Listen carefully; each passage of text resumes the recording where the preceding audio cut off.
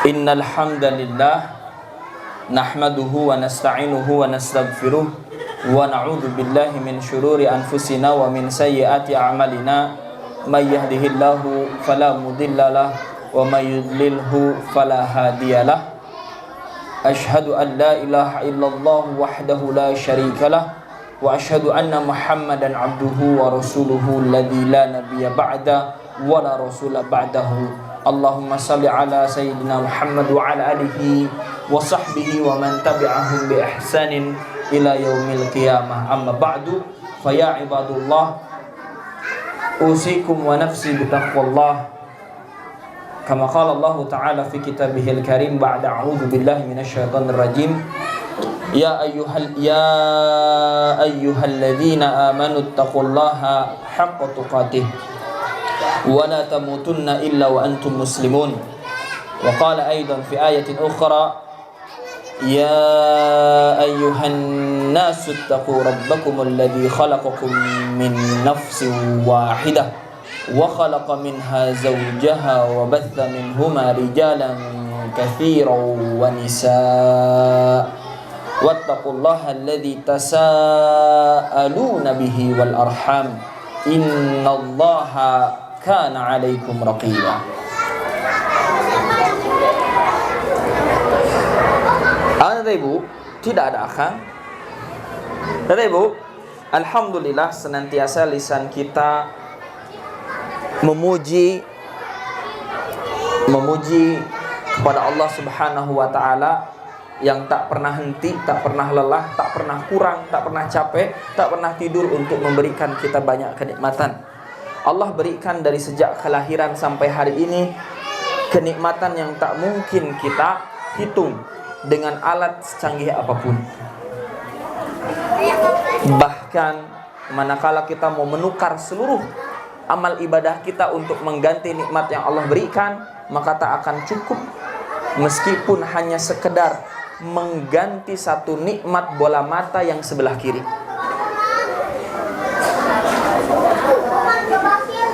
Maka sudah sepatutnya kata ibu kita sama-sama menjadi hamba yang bersyukur.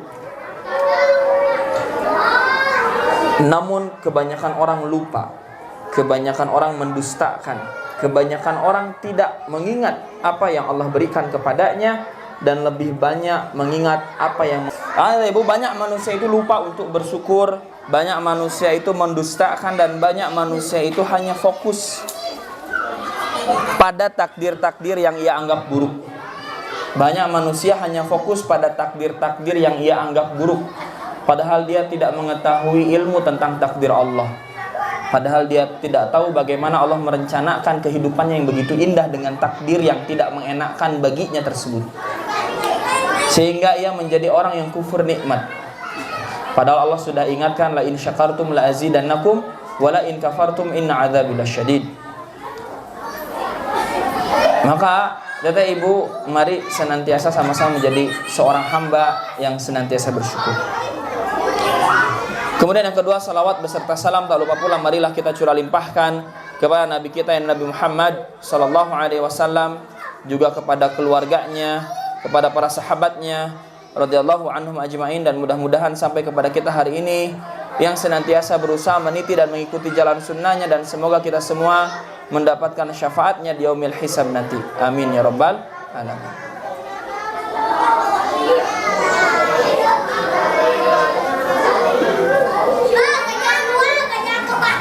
Baik ibu, untuk bab tauhid kali ini kita simpan dulu bukunya, dan kita akan membahas satu kekuatan yang luar biasa yang sebetulnya kita miliki. Satu kekuatan yang luar biasa yang sebetulnya mudah untuk kita lakukan. Satu amal yang luar biasa menakjubkan, padahal itu akan memudahkan banyak dari urusan kita. Sok Soleh main sama teman-temannya.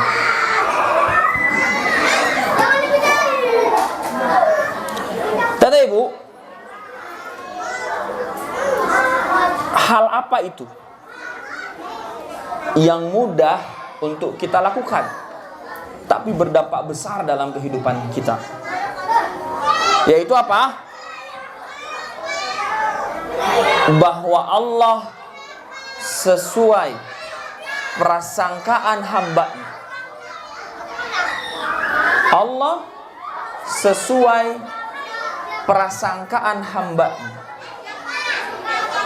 Tetapi Ibu, agama kita ini adalah agama yang berlandaskan pada keyakinan.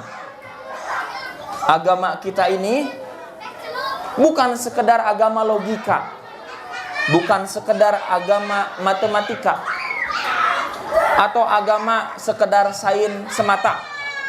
Agama kita ini adalah agama yang berlandaskan pada keyakinan. Dan keyakinan itu letaknya di hati. Semakin kita meyakini sesuatu, maka semakin kita bersangka akan hal tersebut. Banyak, kata Ibu, ayat-ayat yang menjelaskan, yang diakhiri dengan kalimat Allahu ala kulli syai'in qadir. Innallaha ala kulli syai'in qadir. Sesungguhnya Allah atas segala sesuatu itu maha menetapkan. Sesungguhnya Allah itu atas segala sesuatu itu maha berkuasa. Dan kita juga kenal satu ayat yang masyhur. Gimana Cina? Awalnya teh, ingatnya mah bagian ini unggul. Kun fayakun. Awalnya apa ayat itu? Hah?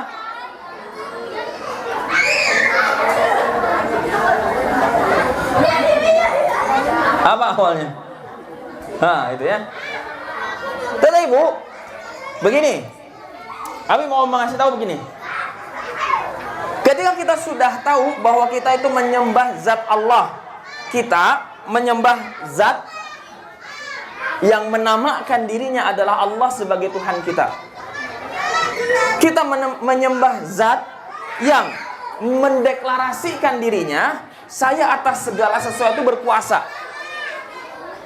Kita menyembah zat yang menyatakan dan memberitahu kepada kita bahwa matahari, bulan, langit, bumi, dan isinya, serta semua makhluk yang ada di lapisan. Sampai mana tadi? Sampai situ.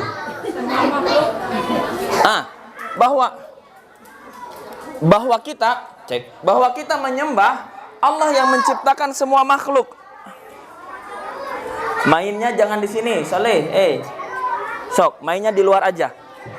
Mainnya di luar ya. Habis baterai. Tes.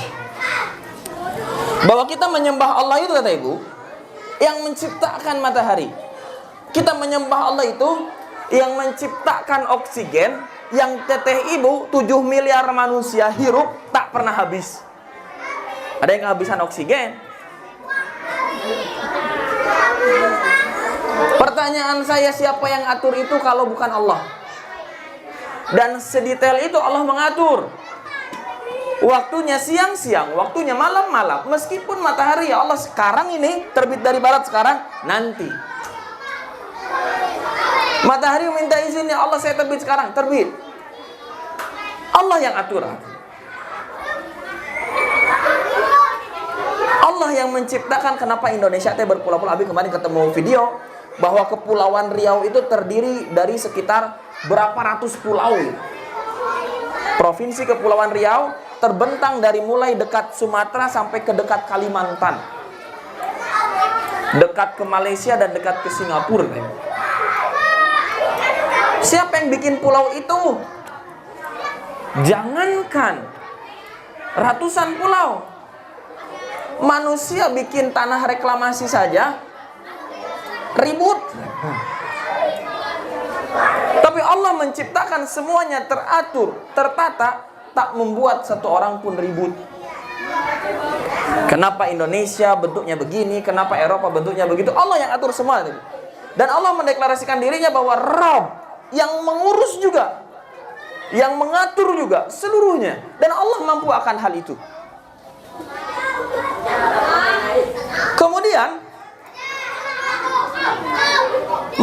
qudsi Bapak Ibu dari Abu Hurairah radhiyallahu anhu.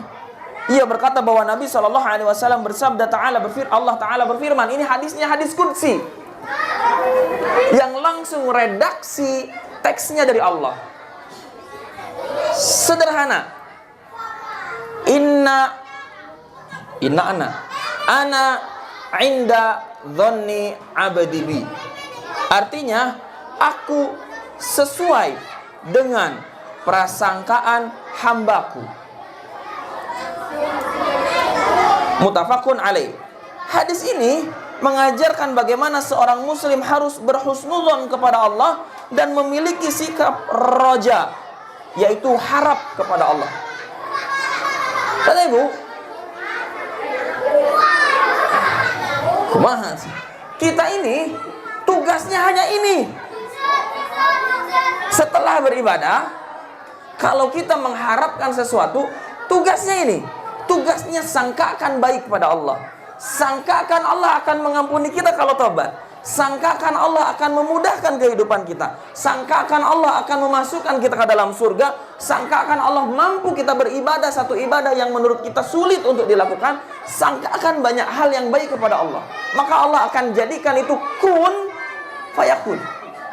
Karena jangankan apa yang kita mau, jangankan apa yang kita harapkan, matahari saja yang jangankan kita mampu menyentuh. Coba Teteh Ibu jam 12 siang tuh lihat matahari, hebat kalau bisa lihat. Kita nggak mampu, apalagi untuk membuat mataharinya. Sedang Allah lah yang membuat itu.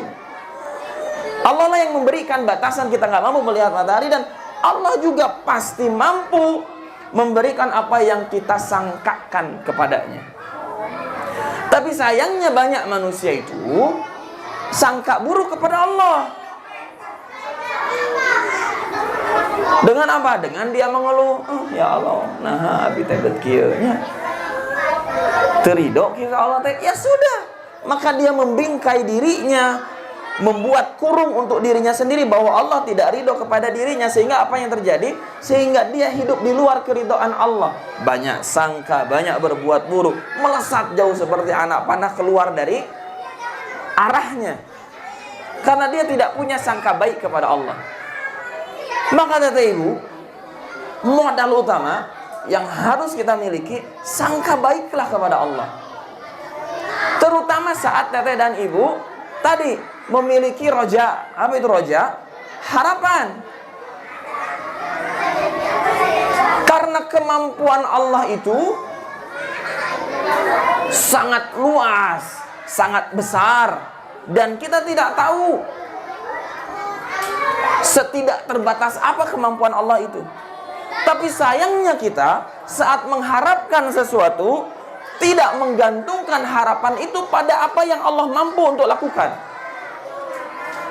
Saat kita berharap sesuatu, saat kita sedang roja, bahkan dalam doa-doa kita kadang membatasi harapan kita itu melihat pada kapasitas dan kemampuan diri saja. Lebih parah lagi, terkadang kita berharap sesuatu, membatasi, membingkai diri kita hanya sebatas isi dompet. Karena kosong gitu kan. Ya sudah, segitu saja nanti yang Allah kasih. Karena kita hanya meyakini oleh Allah diberi segitu, maka akhirnya ya segitu. Tapi manakala kita meyakini hal-hal yang besar, manakala kita memimpikan hal-hal yang besar, tidak hanya badan yang besar gitu. Sesuatu hal dalam hidup kita manfaatnya besar, maka Allah akan tuntun kita untuk mampu melakukan hal tersebut. Sedikit sekali orang-orang yang jangankan untuk bermimpi besar, jangankan untuk bercita-cita besar, untuk memiliki cita-cita saja dia takut. Dan teramat rugi orang yang untuk memiliki cita-cita saja dia takut, sedang dia menyembah Allah yang maha kuasa, maha menetapkan segalanya, yang kalau Allah katakan kun fayakun, maka milikilah keyakinan yang besar itu. Sebagaimana Nabi dan para sahabat memiliki keyakinan yang luar biasa besar. Sehingga Mekah yang seluruh isinya memusuhi Nabi